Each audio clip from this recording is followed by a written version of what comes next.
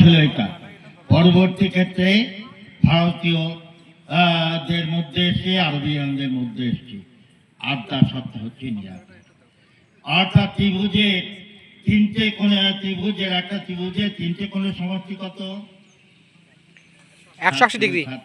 180 degree. 180 degree, তার কোনো পরিবর্তন হয়নি। সেই রকম আড্ডা সত্তা নিরাকার, সেটা 180 ডিগ্রি। সেইটা ক্রমে কিরকম হলো? হচ্ছে ধূমকেতুর পুচ্ছ দেশে যেরকম ভাবে ঘুরতে ঘুরতে একটা স্ফিয়ার তৈরি হলো, যেটা বলি উপনিষদকে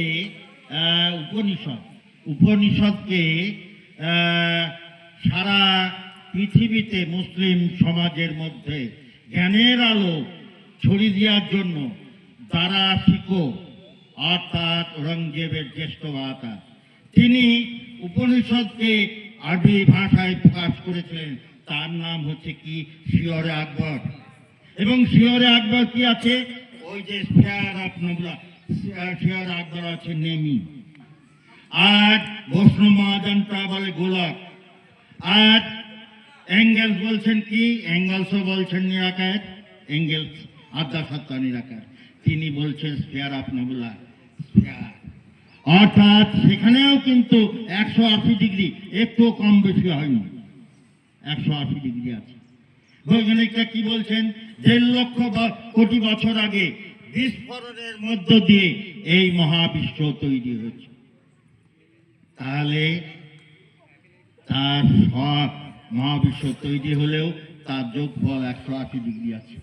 অর্থাৎ আমরা পরিবর্তনের মধ্য দিয়ে এসেছি।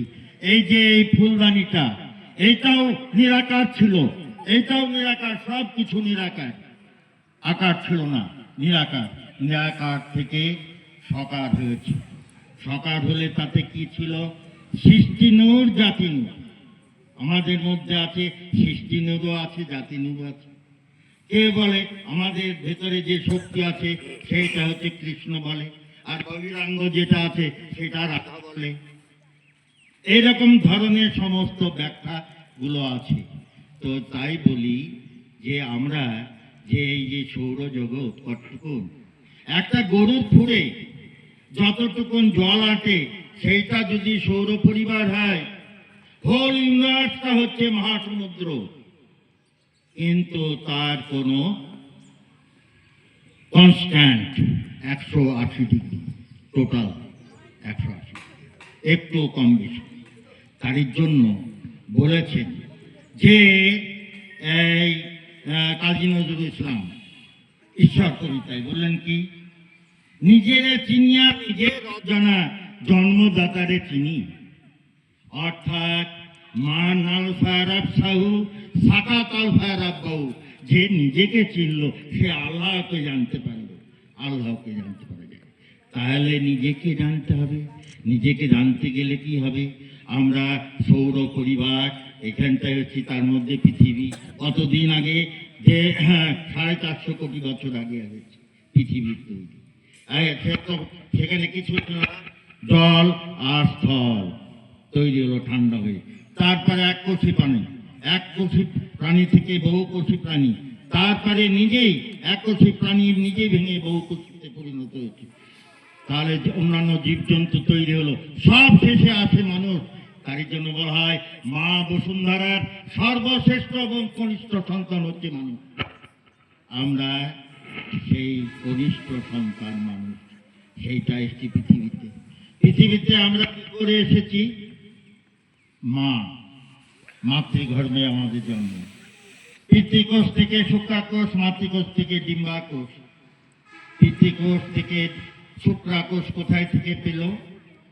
কোথায় থেকে এলো শুক্রাকোষ?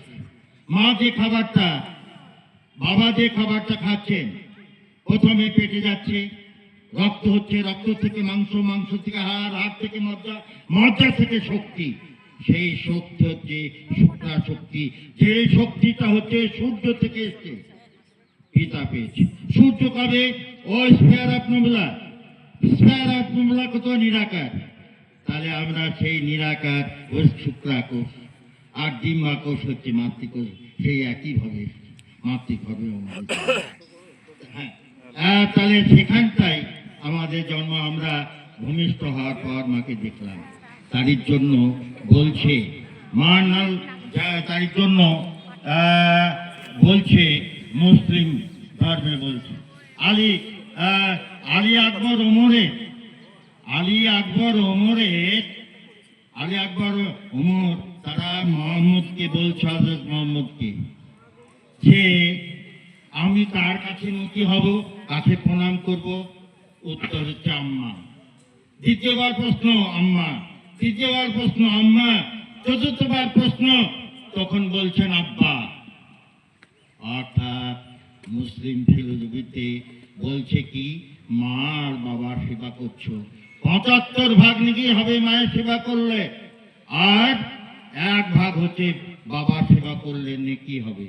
এইটাই হচ্ছে মুসলিম ফিলোসফিতে। তাহলে মা এবং বাবা এইটাই হচ্ছে, তার কাছ থেকে আমরা এসেছি। মায়ের সমস্ত দেহের আমরা মাতৃগর্ভে এসেছি, তারপরে ভূমিষ্ঠ হয়েছি, অতএব তারপরে আমরা চলছি ফিরছি কথা বলছি। তাহলে আমাদের আদ্য সত্য হচ্ছে নিরাকার, সেখান থেকে এসেছি। সময় নেই বিস্তারিতভাবে বলার কোনো